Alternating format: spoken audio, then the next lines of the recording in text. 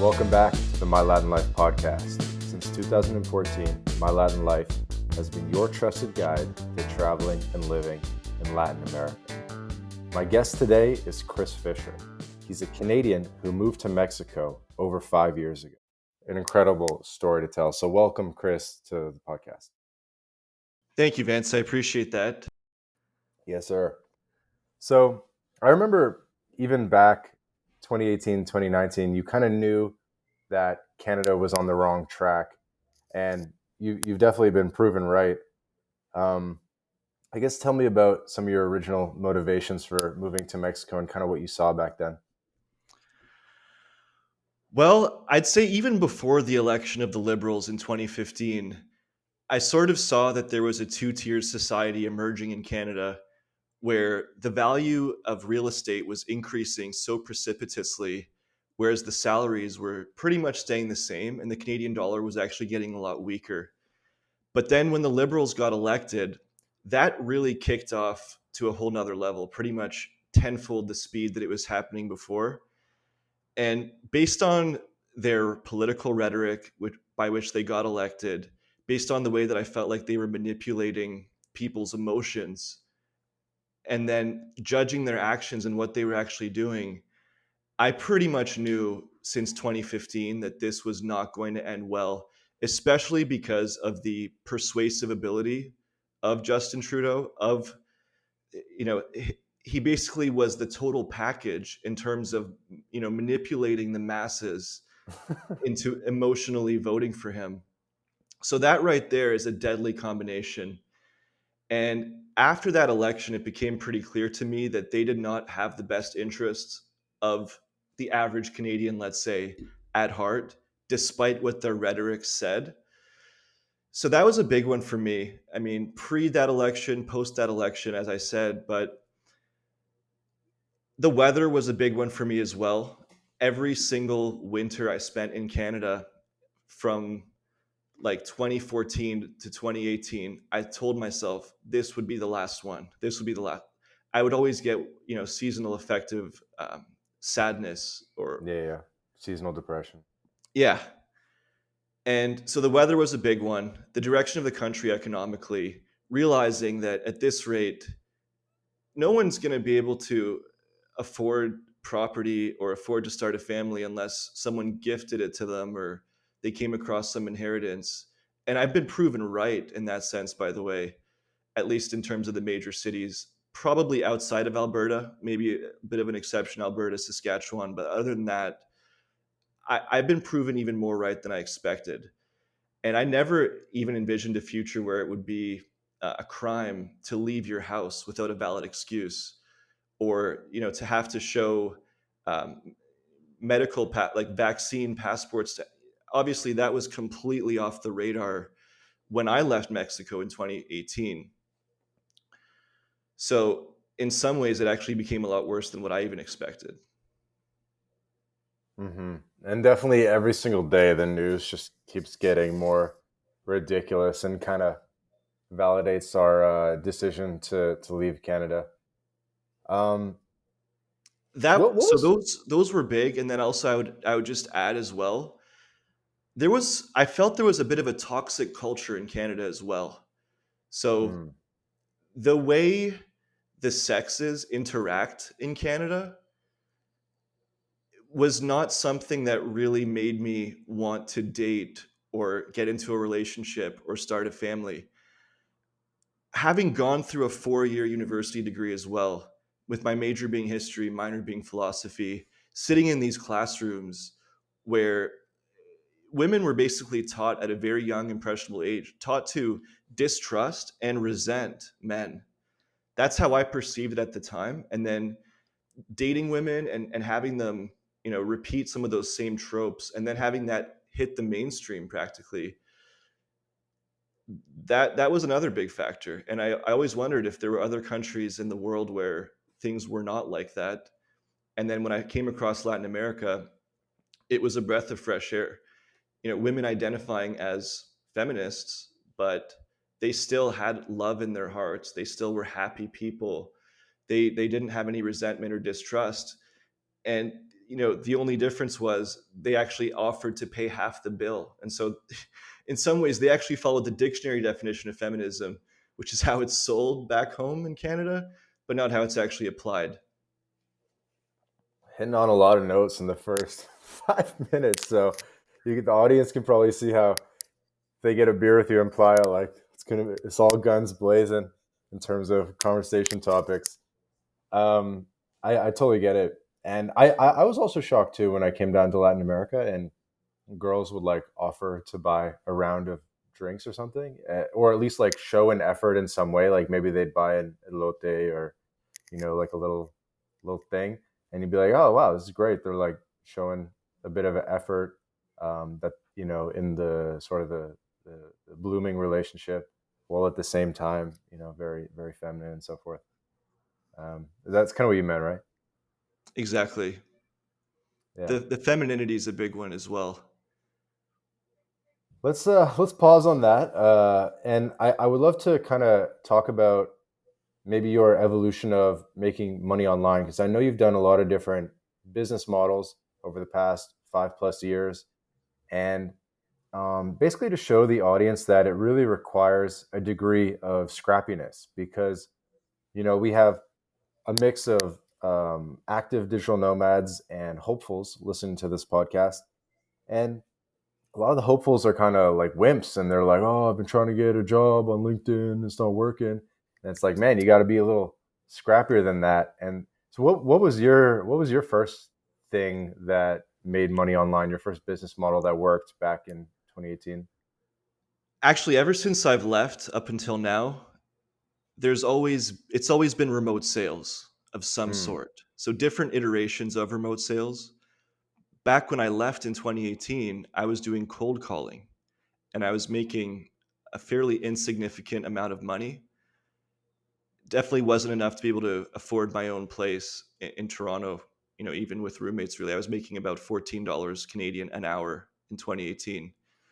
But with that being remote, that is actually what gave me the possibility of relocating and fulfilling my lifelong dream of escaping cold winters. That's how it all started. So I stayed in that job for a while, pretty much my first winter in Mexico. Eventually got a promotion, started making decently more money through that same company. And then when the COVID lockdown started, there were no more Airbnbs to manage, at least for several months, especially in Canada. So I ended up purchasing another course, which was actually a marketing course. But inside that course, they taught a pretty effective outreach method of how to connect with high value clients online.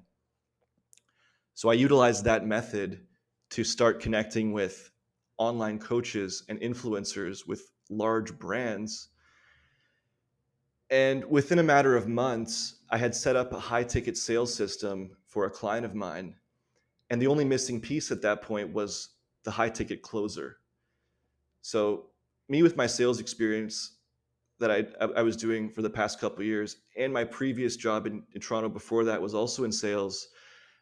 I've really been selling since high school, since I started door to door sales in high school. So it was just a logical fit for me to take that high ticket closing position. And that's when my income really started to take off. Hmm. Keep going. Yeah. So I knew about writing sales scripts. Basically, I wrote the whole closing script. I hired a team of setters. I trained the setters. I even put together the funnel process from the application form on the website, even the landing page to the call booking form, essentially set up the entire process from start to finish for that client. And then I was the one taking the closing calls. And we were selling packages. It was group coaching for $3,000. That was the flagship group price. For VIP clients, it actually went up to 10K plus. I sold some in the $10,000 to $20,000 range for several months of one-on-one coaching, which even included in-person access with the coach. And then with that, I was getting a 20% commission, plus he was paying me $3,000 a month on retainer, within a matter of months, my income exceeded 10K USD and then eventually 20K USD. And then from there, I continue to use the skill of connecting with these high value coaches and influencers and then building an agency around that. That's that's been my source of income for the last couple of years. Okay, so you're kind of working as a salaried employee contractor in sales, what's it called, paid by the hour, and then at some point moved on to a agency model, which I imagine is like a mix of retainers and commission. Yes. Well, roughly speaking. So, yeah, in the cold calling position, it was paid hourly. Once I started reaching out directly to clients, that's when I changed my model to a commission plus retainer model. So, that started in early 2021. Hmm. So it's always been sales in one form or another. I imagine when you're doing all commissions, it can income can vary a lot, and it might be hard to sort of have a predictable budget. It certainly can, but the vehicle you're in also determines that as well. So, if you can get in the right vehicle where you have consistent lead flow, in theory, it should just be a trajectory of growth because you're getting better at the skill. You should be getting more and more leads over time as long as your coach or your influencer, whoever you're working for, that's giving you those leads is doing their job. And as the payment plans begin to stack up as well, those accumulate month after month. And so it should generally be an increase, Hmm. although that also varies depending on the vehicle you're in. So that's one of the things that I teach now to my remote closers that I'm actually helping to get started is that how to get in the right vehicle. Okay. Makes sense. So basically, remote sales for the past 5 years, and that's definitely one of the most common paths that we're seeing for non-technical people to make money online. And you were pretty early then, because I feel like it's been gaining more steam in the past year or two on Twitter and kind of in the digital nomad community. Like when you were doing it, let's say pre 2020 or early 2020s, not too many people were really doing it. I feel like it's really kind of hit its zenith or a new level of awareness just in the past year or two. Have you noticed that as well? Yes. When I got started with that position, I didn't have this grand vision of moving to Mexico or becoming a digital nomad or anything like that. It was more like I had just failed in a business. I just shut it down. And I didn't really have anything to do for that summer.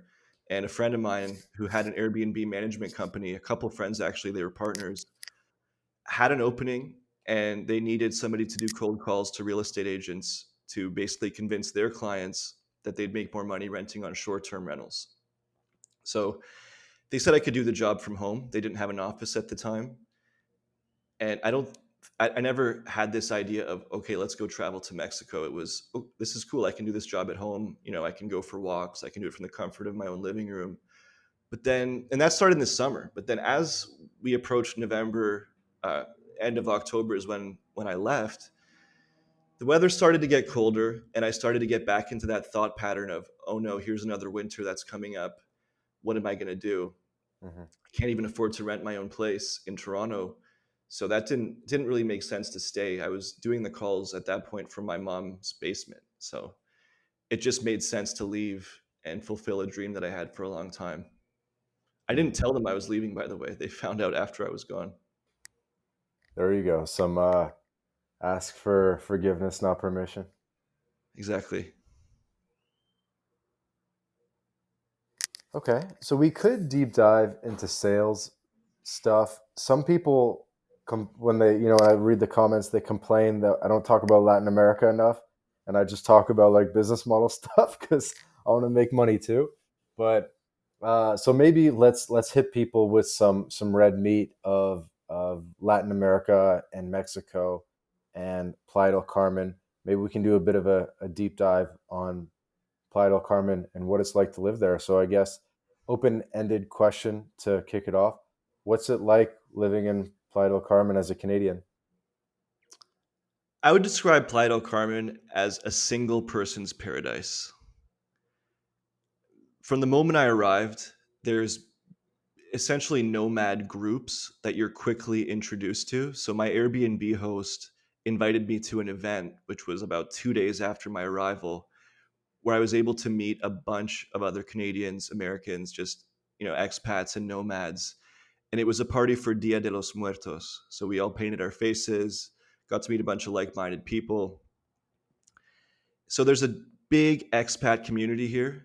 I'd say the majority of those people that I met in 2018 at that event are still here in Playa in some capacity almost 6 years later. Some of them come and go, others have just remained. A lot of people leave in the summer and then come back in the fall.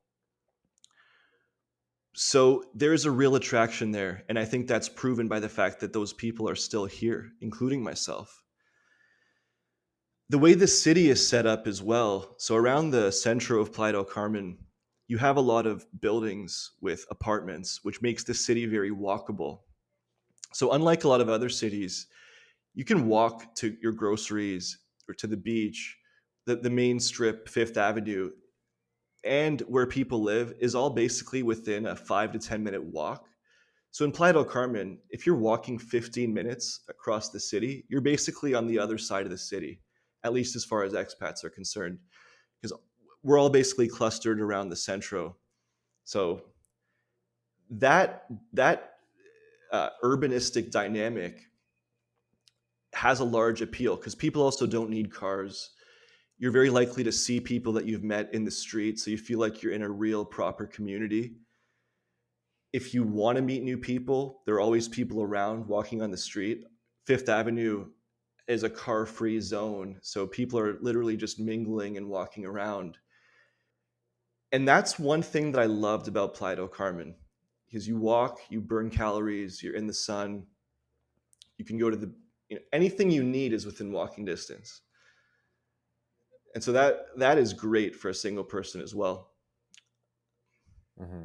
Yeah, walkability is huge. This is something we definitely talk about we talk about a lot on Twitter. Is just when you don't need a car, when you live in a walkable area, you have the gym, the grocery store, all that stuff within a 10-minute walk just makes life a whole lot easier. I've also spent some time in Cancun. I've lived there for a few months. The biggest difference in Cancun is just the way the city's set up over there is not walkable. You need a car. And that's why I came back to Playa del Carmen. Traveled to other cities as well. Like Mazatlan has some real walkable areas, but overall, I think in terms of walkability, Playa del Carmen is second to none. Hmm. Yeah, it's probably true. And that's if you're willing to pay, though, which I recommend. But if you're on the other side of the highway or something, not so good. But city's been growing a lot, right? Even the other side of the highway, which seems like the end of the world if you're living in Centro as an expat, is really only a 10-minute walk to Centro, which in Playa terms, it feels like you're so far away, but it's actually not even that far. It's more of a psychological distance. Hmm.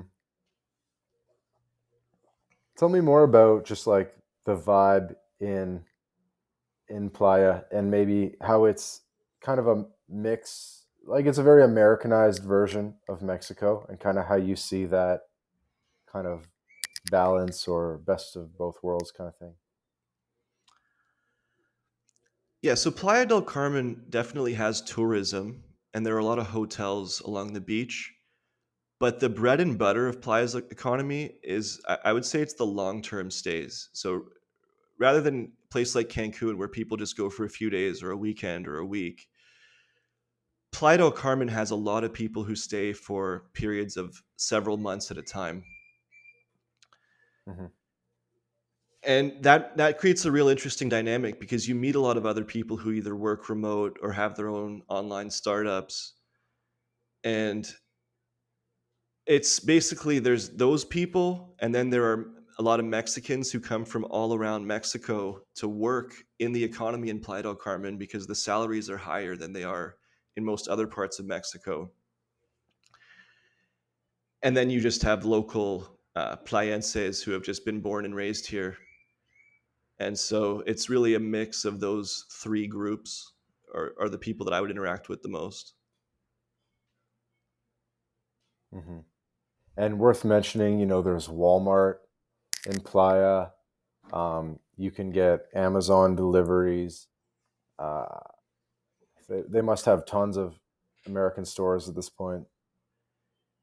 Yeah, 7-Eleven. Like in terms of moving to a foreign country, this is probably the softest landing place that anybody can experience. The internet's fast. A lot of the standards, like in terms of service, have kind of been adapted more to American standards because that's the clientele they're catering to, as opposed to, I've spent time in Colombia, which is very different compared to Playa del Carmen, much less Americanized. So, yeah, if somebody's just looking for a first landing spot in Latin America, Playa would probably be the spot. Hmm. You think it's a better landing spot than Mexico City or Medellin? Definitely better than Medellin. Probably better than Mexico City as well for most people. Although Mexico City has changed a ton. So when I first went to Mexico City was back in 2019, and it's definitely gotten a lot more gringo friendly since then because the gringo population has like gone up by 100-fold, it seems like. So now that I think about it, the new Mexico City is pretty much on par with Playa del Carmen in that respect. They've basically adapted to where English is spoken now in most restaurants, especially if you go to Condesa or an area like that. Now everybody speaks English, whereas previously I thought Playa del Carmen, was the spot where you could actually live without speaking Spanish. I know people who have lived in Playa for close to a decade, and they're still not conversational in Spanish because their whole social circle is consisting of other expats. And anytime they need service, they can get by with their basic level Spanish. And Hmm. most of the servers and service staff will speak English as well. Hmm. So in that sense, Playa del Carmen is a real soft landing spot linguistically, but I'd say Mexico City has caught up a lot in that respect as well. Hmm. Yeah, we typically say Mexico City in the summer or Playa del Carmen in the winter. So basically, depending on when you start your journey, um, that's where you should go. Obviously, if it's July, you probably don't want to go to Playa. It's pretty humid, pretty hot. Just go to Mexico City. So, but if it's anywhere between October and March, definitely go to Playa. I would agree with that. Cool. What else was I gonna ask about Playa? Um, how have you seen prices rise, or how would you compare the prices to maybe the prices in Canada?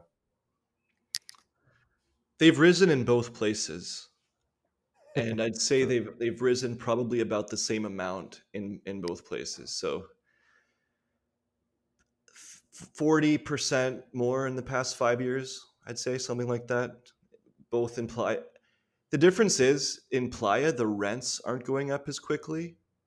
So when I say 40% increase in prices in Playa, that does not include rent. Whereas in Toronto, it does include rent. And the increase there would probably be even more than 40% in the past several years. But in terms of groceries, restaurants, um, you know, anything that any consumer item, I've noticed about a 40% rise in the past 5 years in so like, Playa. is Playa del Carmen cheaper than living in Toronto or Montreal or something? It's definitely still cheaper than Toronto, mainly because of rent, but there's not that much of a difference when it comes to other items.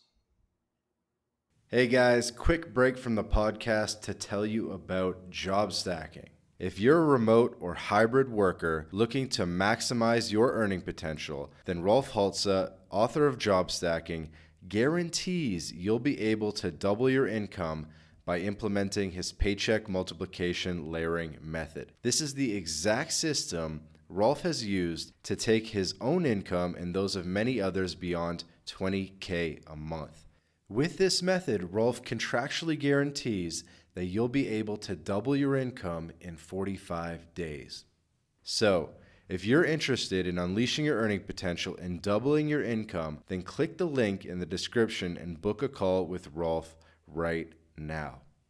Hey guys, quick break from the episode to tell you about BitRefill. BitRefill allows you to shop online and in person without banks, converting your crypto directly into merchant balance. We're talking gift cards to Nike, Amazon, Apple, Airbnb, Hotels.com, and many more, all paid for with crypto. BitRefill offers more than 10,000 gift card options in 180 countries all across Latin America, including Brazil, Colombia, Mexico, Argentina, El Salvador, and many more. You can also apply the code MyLatinLife at checkout to get 10% back on your first purchase. Go to bitrefill.com for more information. Okay, so you're saying rent is cheaper, but everything else is similar? Rent is about 50% cheaper, and everything else would be around 20% cheaper at this point in time. Hmm. There are some exceptions. Electronics are always expensive in Mexico. I believe that's due to an import tariff that they have to pay on electronics. So electronics are actually more expensive here than they would be in Canada. Same goes for gasoline. The way gas is structured in Mexico with Pemex, it's actually more expensive here than it would be in Canada. Is that But true? everything else, yeah, I've heard that Playa del Carmen is the most expensive gas in Mexico, though. could be. Right now, it's about 25 pesos per liter for full serve.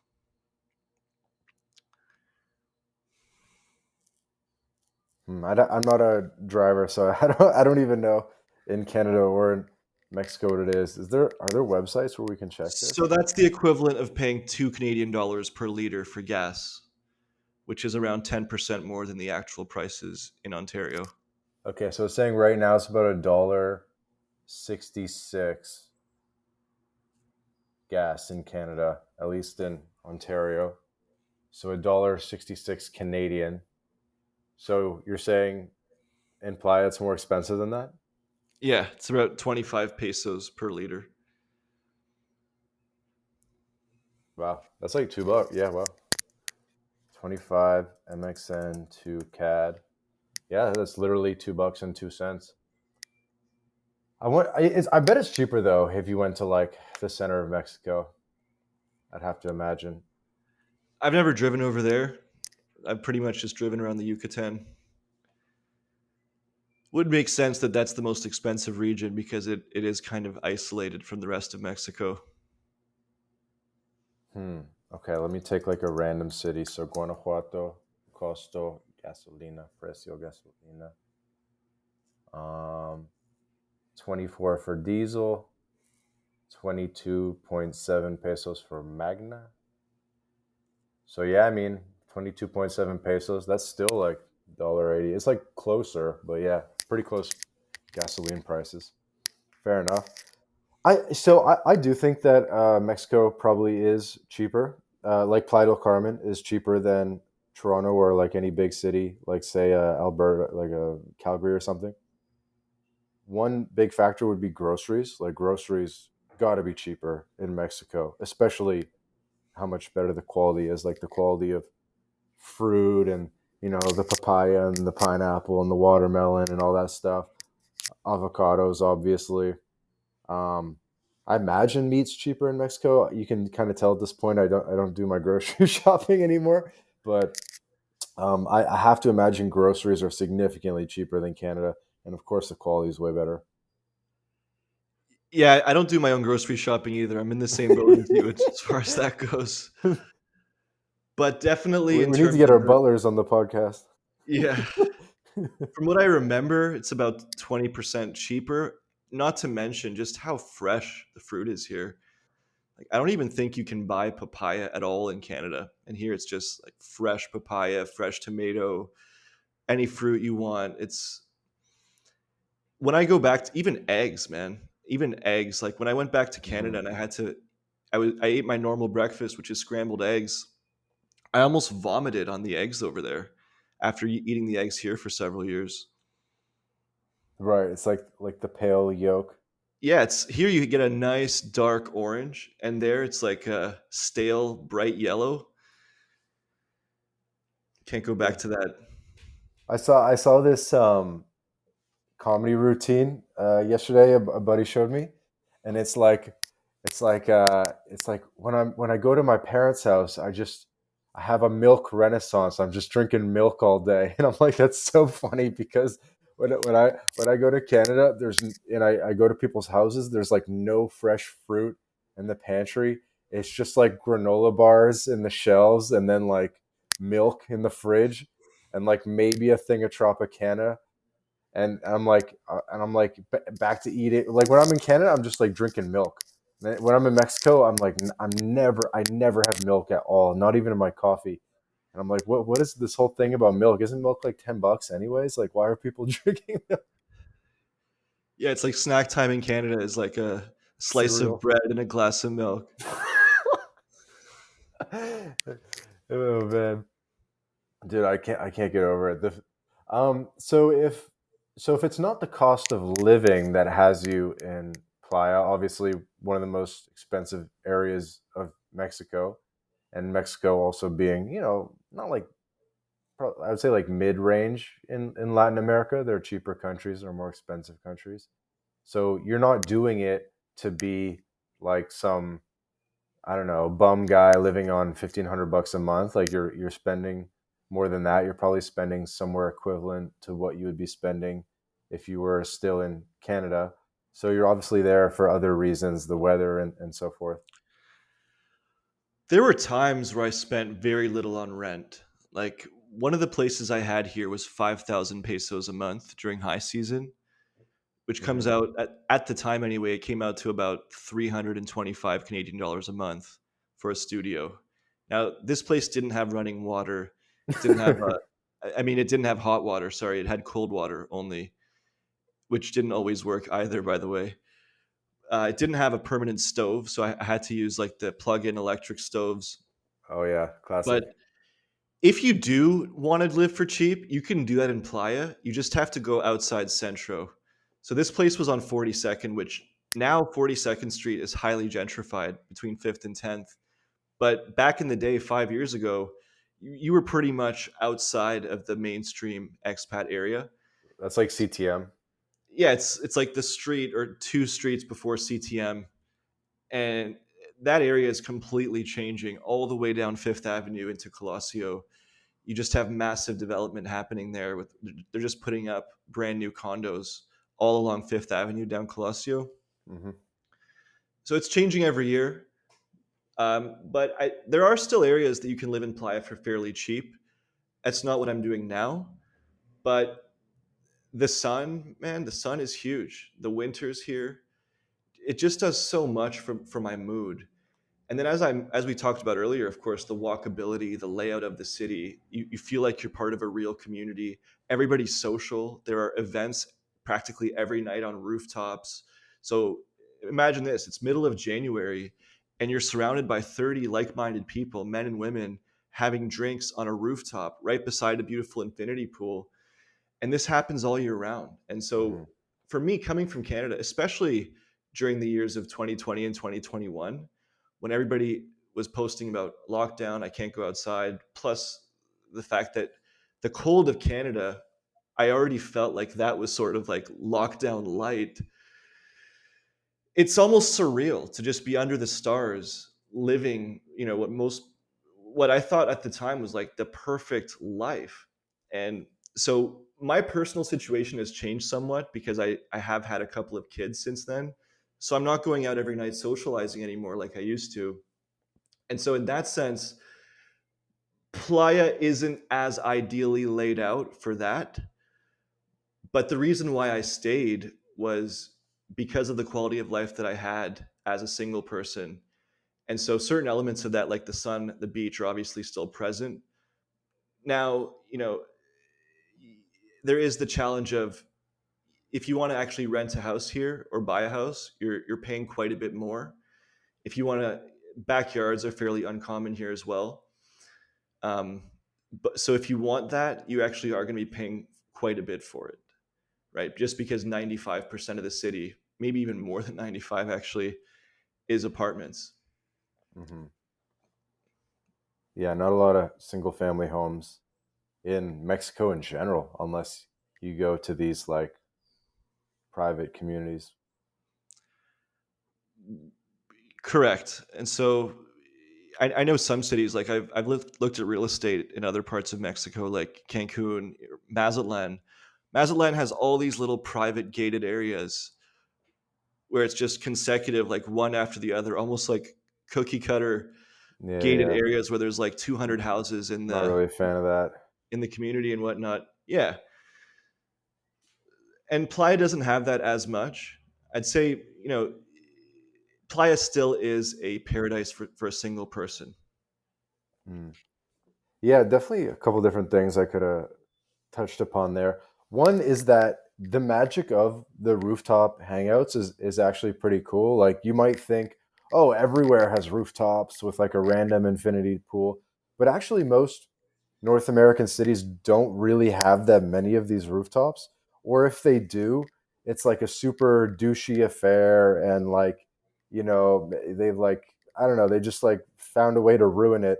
But in Mexico, like in Playas specifically, almost every building has a roof on top of it with amenities, with like a outdoor bar thing, with infinity pool. Usually there will be a speaker system. Sometimes they have gyms on the roof. They have all these different like chair options, and like it's like very arranged for chilling, and it's great at the sunset, and it's really quite magical. And I guess as like a related topic, it's a lot easier to get like groups of people together, I find, in Mexico, where when you're in sort of like an entrenched social environment, if you could call it that, in North America, it's really hard to get like 8, 10 people together to hang out on a roof. But in Mexico, it just seems to come together like every night. Yeah, like on a random Tuesday night, you'll have a WhatsApp group and people will just announce where everybody's hanging out that night. And I think part of it too is because people don't have as many familial obligations or other activities to do besides socializing. So you end up really feeling like you're part of a community. Like if you go out 3, 4 nights a week to these rooftops, you're probably going to see the same people at least like 2 or 3 of those nights. So by doing that week after week and month after month, I really felt like I was in the community here. And I think that's probably the biggest reason why I didn't leave. Because every time I left, I felt like I was missing out on what my friends were doing back in Playa. Whereas in Canada, like you said, people don't even really hang out, especially during the winter or especially during weeknights in the winter, but even in the summer as well. It's just much harder to get people together. And then, people are also more spread out in Canada, Playa, everyone's close together. So probably the biggest thing for me, other than the sun, was the community, and still Hmm. is to a large extent the community. I was just talking to a guy, another podcast. I'm not sure which one's gonna launch first, but I guess I'll have to do this other one first. But we interviewed this guy, almost retired in Mexico, is the name of his YouTube channel. And he's an American guy who's about like 55 years old, give or take. And he's saying how where he's at in Seattle, he spends half the year in Seattle, half the year in La Paz, Baja California. And when he's in Seattle, his friend group just keeps reducing because you're not really adding new friends when you live in Seattle, but it's reducing because someone moves away or that kind of thing. But when he's in Mexico, his friend group is in constant expansion mode. And he actually said it feels like him when he's in Mexico, it feels like he's back in the college days. because you can go up to like a random gringo looking guy at the bar in Mexico and be like, "Hey man, what's your story? What are you doing here? Do you live here?" And people are like inviting each other to play cards or bocce ball or who knows what. And so he feels like when he's in Mexico, it feels like a university campus. And that's kind of what you're saying. So it's like when you're in your 20s or 30s, Mexico feels like a university campus. When you're in your maybe 50s or retiree age, Mexico still feels like a university campus. I love that analogy actually because I went to Queen's University and we had a student ghetto. And so the centro and the student ghetto at Queens is right by Lake Ontario, whereas the expat nomad area in Playa is in Centro, which is right by the beach. And it's all very walkable in both cases. So I love that comparison. I would also describe Playa as a college town for people from their 20s all the way up to their 60s and 70s, even, honestly. I'd say the numbers decrease as you get older, at least what I've seen. Maybe that's just because, I was in my 20s when I came here, now early 30s. But yeah, it's like a college town for people in their 20s and 30s, really. Random question. I remember there was this case kind of early in the Playa days. I might be recounting this wrong, but they were like these like German twins or something, and they ended up being and they like worked their way into the nomad community, and they ended up being scammers. Now with like how much more people there is in Playa, are there more of these like scammer people that have like worked their way into the nomad community? Are there any new stories about this? Something like this? I have a lot of stories from my earlier days in Playa. Now, with the family and the kids, I'm not interacting in those circles as much. But definitely 2018, 2019, 20 all the way up to like 2022, you meet these people, right? There are certainly bad apples. So you might go out and everybody agrees to order a bottle at a club or a bar or something. And then you'll notice there's just a couple guys who just skirt away as the bill comes. So that's happened. Um, you'll Right, there and are they don't people who really just know anyone, so they feel like there's no repercussions or something. yeah, people who have burned all their bridges back home, they're now just bouncing from place to place. Probably their budget isn't that high. And so, yeah, it's just people with really certain people here will have a short term mindset in terms of they're not looking to build that long term relationship. They're kind of just looking for the thrill and the good time and the experience Hmm. without actually adding value back in terms of at least contributing back what they consume. That's one example that's happened. The bottle example, you have other people who they have their various challenges and their various issues. I mean, that's something that definitely is true in Playa. You end up with an interesting collection of people.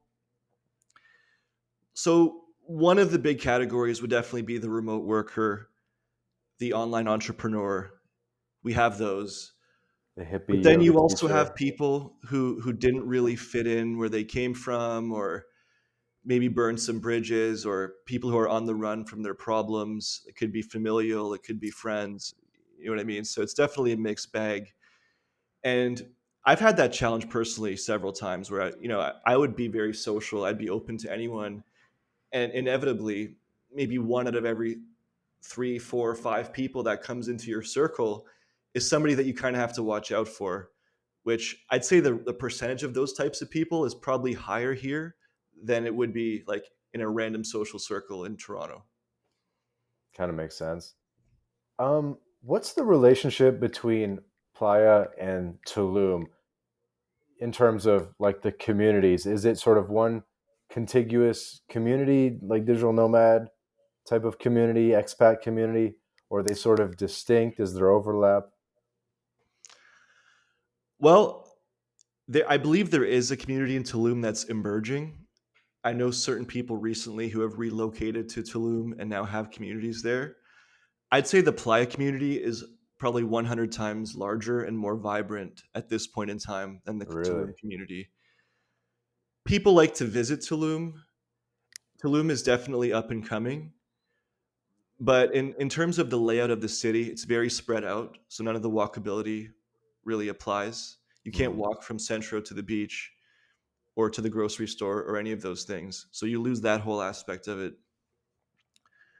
Um, a lot of people from Playa do travel to Tulum for the weekends, and I I believe there are some people in Tulum, but it's just a lot fewer, and most people end up in Playa who are here to stay for periods of months. Tulum is more of a place you'd go for a week or a weekend, whereas Playa, like I mentioned earlier, is a place that you would stay for several weeks or several months at a time. Hmm.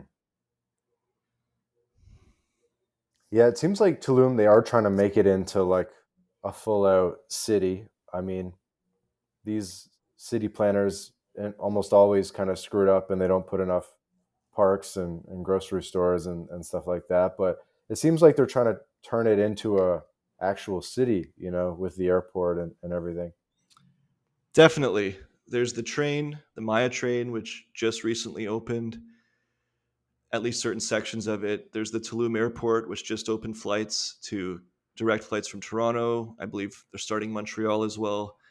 All the major US cities are already flying directly to Tulum. There, if you go to Tulum and you drive around, you can see like sewers being constructed. Like the roads are open and they're putting in these giant pipes underneath. So Tulum is in development. It's a work in progress, but it has the potential to be an even larger version of Playa because the footprint is further back from the beach. And just the Grow footprint into is it. larger as well. Yeah. What's it called? Do they have the ADO, the ADO bus running from the Tulum airport yet? I don't know about that. Probably. Because obviously the taxis are a scam. I heard the Tren Maya station is like actually quite far from the airport or something like that. Or you just want to avoid taxis by any means necessary, um, whether you're staying in Tulum or you're taking transportation to Playa. So we basically need that ADO running. Well, the train's running now, all the way from Tulum to Cancun. So that's one option that people have. In terms of getting to the train station, I, actually, the most common method of transportation that I see in both Playa and Tulum is mopeds. And so people ride mopeds. You know what I mean? People don't really have cars, but like I was saying before, since most people are single, they don't really have the need for a car. So when Mhm. they have to go somewhere that's outside walking distance, they'll ride a moped. Have you seen that guy on Instagram, Ecom Pappy? Have you seen this guy? He's like a Mexican American guy, and he's got the ATV, and I think he lives in Playa Car and has like kids and stuff. Have you You seen see this? some ATVs too. I haven't seen him, but I know other people with ATVs. You see those all over the place here. Um, yeah, taxis in Tulum are pretty notorious, especially during peak seasons. They know that it's too far to walk anywhere, so they pretty much have you unless you have a moped or a bike, which See, are that's my pretty. fear. Is like, Mhm. let's say I flew into the Tulum airport and I'm trying to get to Playa. Like I know how to do it from the Cancun airport. Obviously, that's not an issue. Maybe for the audience that's new to the area, just fly into Cancun. You take the ADO to Playa. Very easy. Costs maybe 10-15 bucks on the bus ticket. Ignore all the taxis. Cool. And the ADO goes right into the city. But from the Tulum airport, is there ADO yet? Because otherwise, what are you going to do? Like the train would be kind of just a crappy experience because you probably have to take a shuttle to the train. It's quite a short train, and then from the train station in Playa is probably pretty far out of town. I haven't even checked where it is. Yeah, so I can see that there are ADO buses running from the Tulum airport. Not exactly sure how the logistics are. Playa has pretty ideal logistics for that because the ADO takes you right into Centro, like right to Mm-hmm. Fifth Avenue, which is Mm-hmm. incredible. Uber is an interesting story around here as well. So the app exists. I've taken Ubers in Cancun, but they actually have quite a bit of conflict with taxi drivers. Right. So I believe the way they've settled that in Playa is that you can use the Uber app, but you hail taxis through the Uber app in Playa del Carmen. Haven't tried it yet in Tulum. In Cancun, you can use Uber and get like actual Ubers that are not taxis. which is quite a bit cheaper.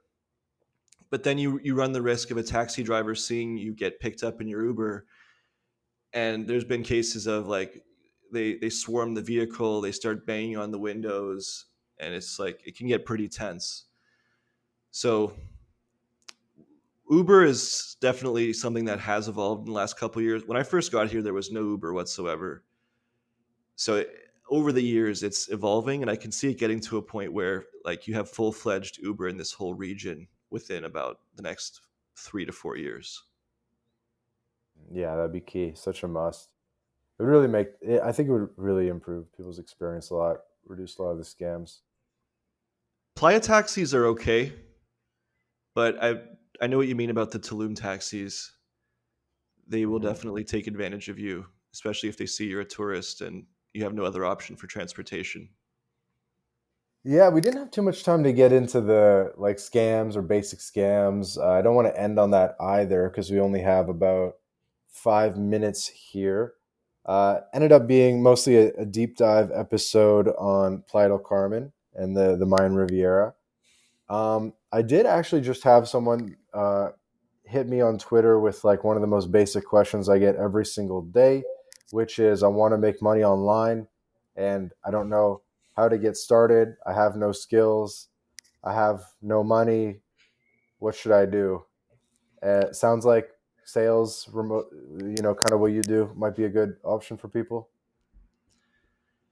Yeah, so I think a lot of people assume that to make money online, to have freedom, to be location independent, that starting a business is the most sure path to achieve that goal. And the thing about starting your own business is that it could take you months to start making money.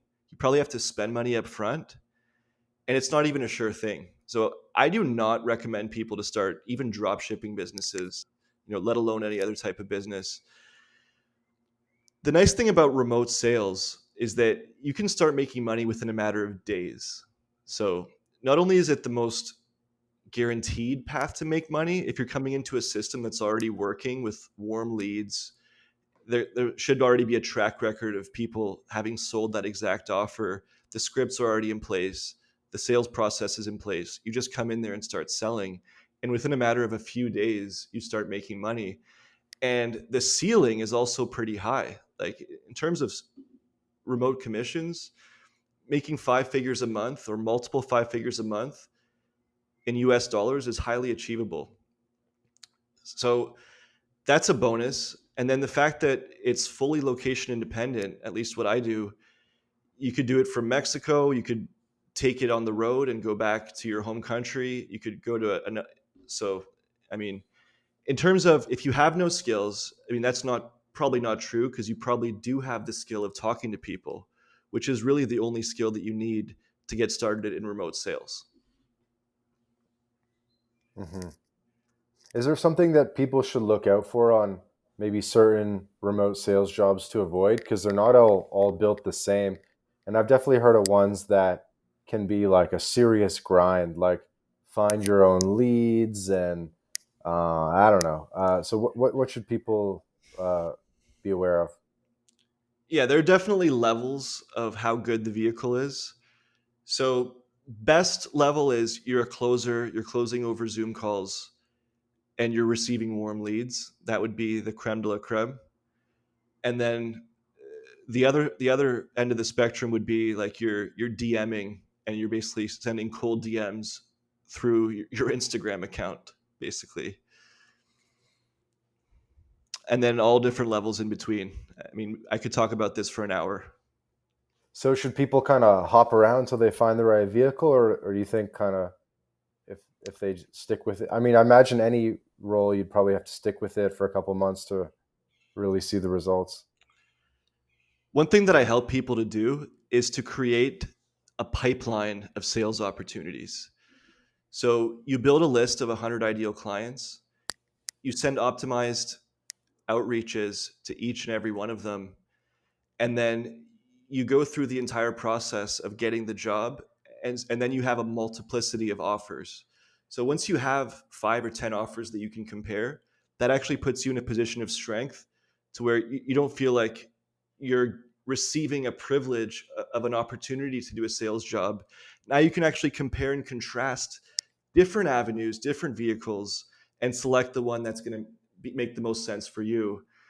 And so if you're just new at starting this, maybe you don't have the tools or the know-how to be able to evaluate these opportunities or to create that type of pipeline. But that's something that I help people with. Okay, cool.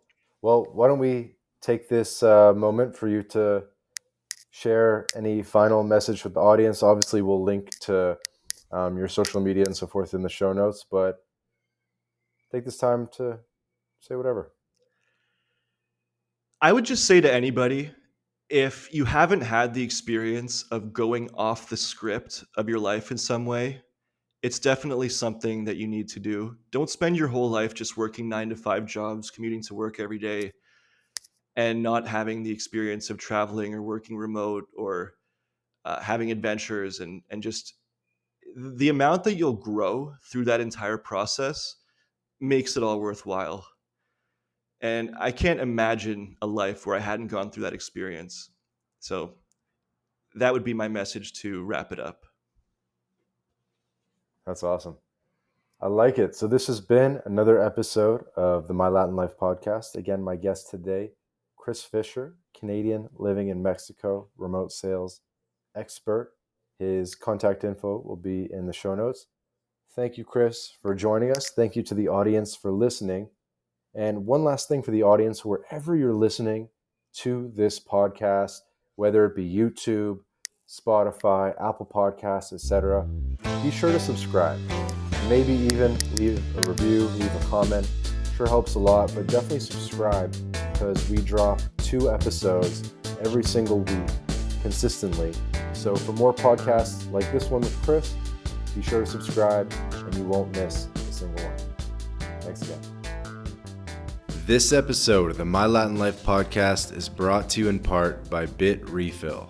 Bit Refill is the best way to spend your crypto in Latin America. Purchase gift cards or mobile refills from more than 3,500 brands in 186 countries instantly, safely, and privately. Visit bitrefill.com for more information. This episode of the My Latin Life podcast is brought to you in part by Job Stacking. Introducing Rolf Haltza's Paycheck Multiplication Layering Method, a revolutionary approach that redefines the traditional career path. This is Rolf's new Done With You program where he'll work with you to implement job stacking for yourself. With this method, Rolf contractually guarantees that you'll be able to double your income in 45 days. So, are you ready to step out of the shadows of job insecurity and step into a world of career abundance? Then just click the link in the description of this episode, book a call with Rolf, and start walking the path of unleashing your earning potential with job stacking.